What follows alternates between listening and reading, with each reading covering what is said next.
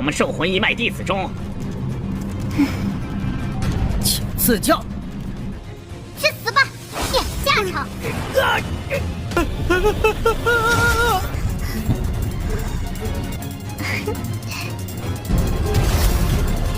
我杀了你！一定要杀了你！由此3人担任擂主，其他人也休想得到。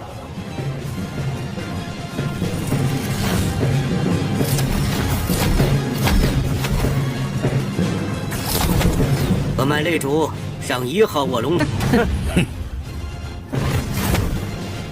天才中的天才，都是我皇府圣宗内门弟子。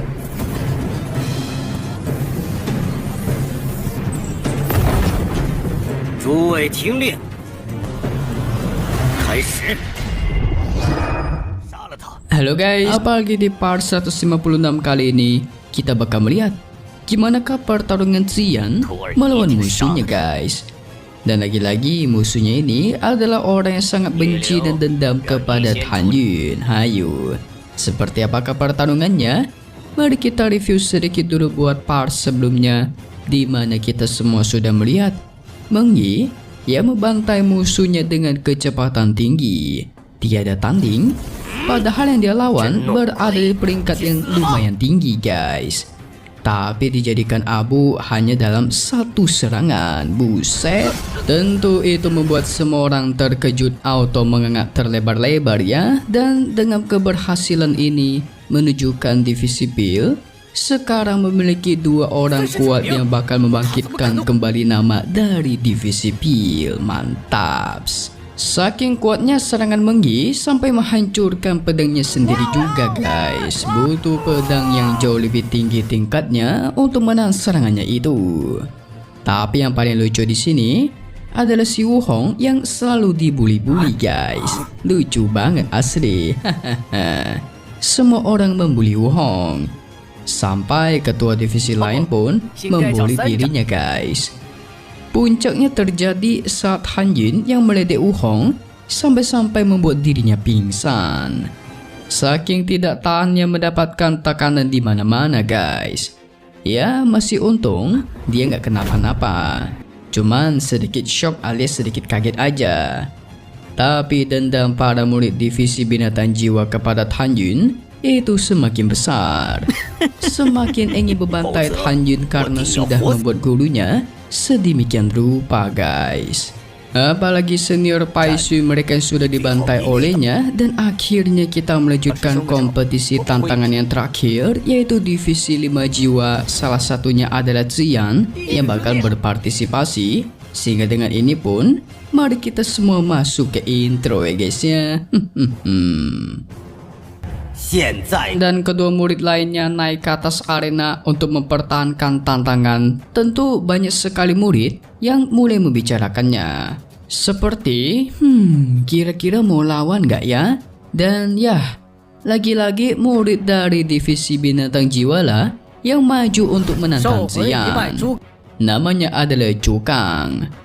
Cukang ini masuk peringkat 50 besar di divisi binatang jiwa mereka guys.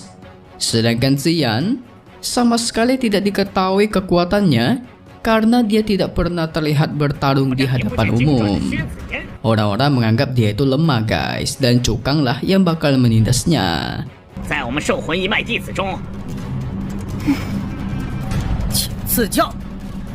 Alasan jelas kenapa Cukang menantang Xian itu dikarenakan dia adalah adiknya Meng Yi sekaligus adik iparnya Tan Yun. Ini namanya bener-bener pengecut ya guys ya. Dia tahu dirinya tuh nggak bisa melawan Meng Yi dan Tan Yun. Makanya mau melampiaskannya kepada adiknya guys. Beraninya lawan cewek kalau kata para subscriber ya guys ya. Sehingga tanpa basa-basi Xian langsung menyerang. Tapi sempat diremehkan oleh Cukang serangannya. Tapi pada akhirnya dia tidak berhasil menahannya dan terkena serangan langsung dari Xian sehingga terbantai, terjatuh dari atas arena. Soalnya kalau sudah terkena leher langsung gitu auto meninggoy guys, makanya langsung kalah dia. Xian mengumumkan musuh kakakku Meng Yi dan Tan Yun tentu menjadi musuhku juga. Bagi siapapun yang berani menyakiti mereka berdua, maka bakal berakhir seperti Cukang ini. Mantap. Tentu itu mengejutkan semua orang guys. Tidak pernah menyangka Ziyan bisa sekuat itu. Padahal dia tidak terkenal dimanapun.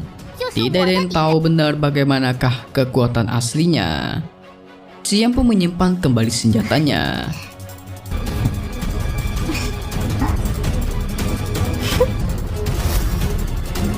Wu Qingchuan sih sempat bangga ya, tapi tidak dengan Chan Qing yang merupakan ketua divisi binatang jiwa yang baru, karena begitu banyak murid dari divisinya yang sudah terbantai. Itu semua juga dikarenakan keegoisan Wu Hong yang ingin membantai Tan Yin ya.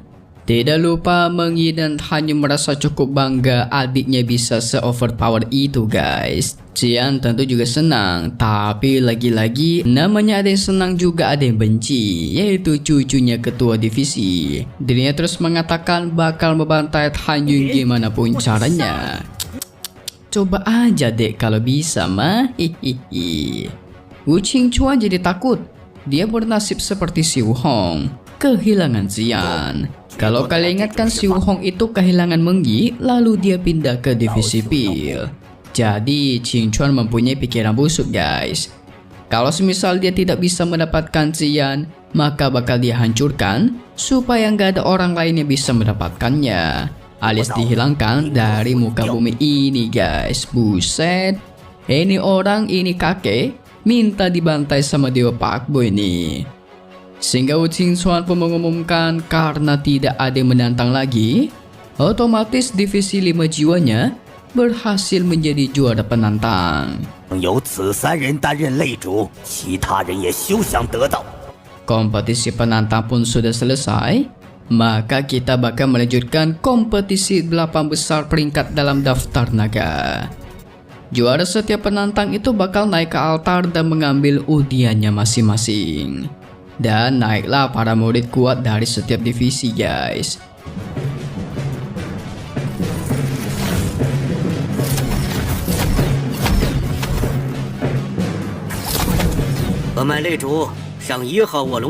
Mereka sudah menunggu di atas. Apakah hanya bakal naik ataukah tidak? Awalnya sih si Meng Yi menyuruh agar Tan Yin tidak ikut karena dia masih terluka parah.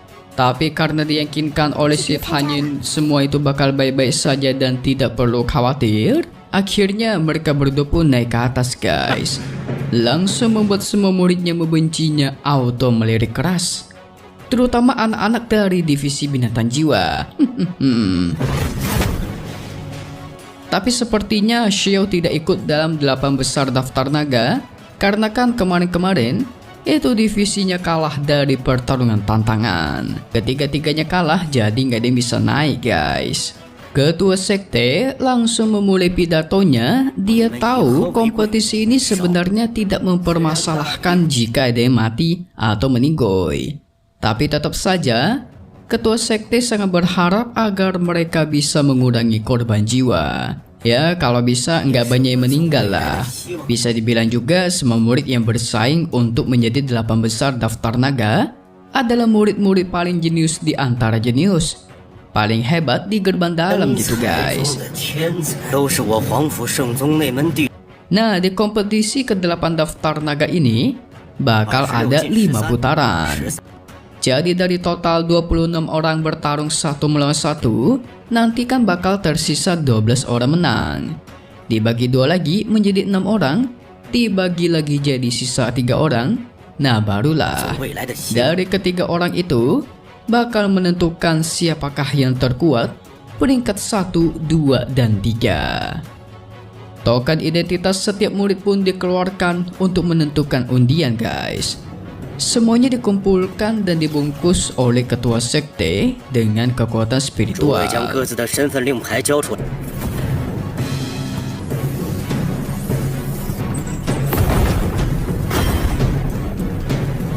Karena ronde pertama, 13 orang yang berhasil menyalakan kesadaran spiritualnya, maka bisa memilih lawan mereka sendiri guys.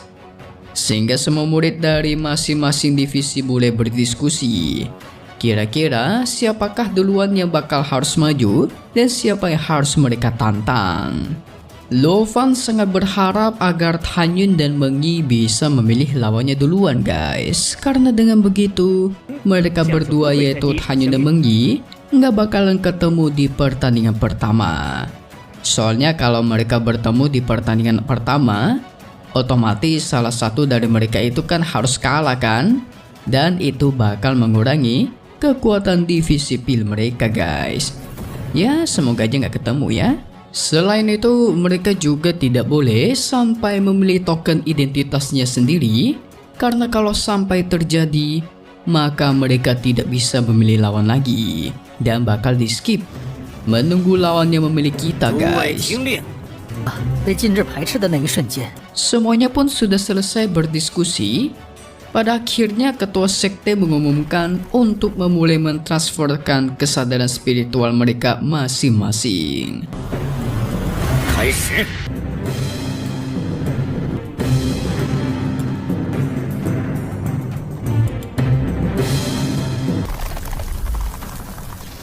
By the way, ini orang pingsan bukannya dibawa ke dokter ya. Malah dibiarin di sini tiduran terus dia guys. Udah gitu mukanya ganggu bener pula. Bikin Mimi kesal aja nih. Wait. Memangnya kalian gak penasaran ya? Siapakah lawan Tanyun selanjutnya? So langsung saja kita masuk ke bagian spoiler buat part 157 episode 178 Nitian Zejun di hari Jumat guys. So nantinya senior Lintong itu bakal melawan salah satu murid kuat guys. Ternyata mereka memiliki dendamnya masing-masing. Di tahun-tahun lalu mereka juga pernah bertarung dan Lintong yang kalah. Nah di sini bakal cukup menarik nih dramanya nih guys. Mimi yakin senior Lintong dari divisi binatang jiwa lah yang bakal menang. Karena dialah yang bakal melawan Tanyun nanti. Si senior Lintong juga bakal mengeluarkan keterampilan yang sama dengan si Fan Jian. Kalian lupa kan siapa itu Fan Jian yang pernah dibantai oleh Tanyun sebelumnya guys. Mungkin sepertinya beberapa episode ke depan Tanyun nggak bakal bertarung dulu. Mimi prediksi sekitar 2 episode lagi yaitu di hari Senin depan tepatnya itu Tanyun baru bakal bertarung. Harusnya sih seperti itu ya. Karena kan banyak musuh yang ingin melawan Tanyun juga. Jadi pasti banyak dari mereka yang berebutan untuk menuju Tanyun sebagai lawannya guys. So kita lihat saja lagi di part 157 NTZZ episode 178 Nitian Zejun yang bakal rilis lagi di hari Jumat malam. Atau mungkin di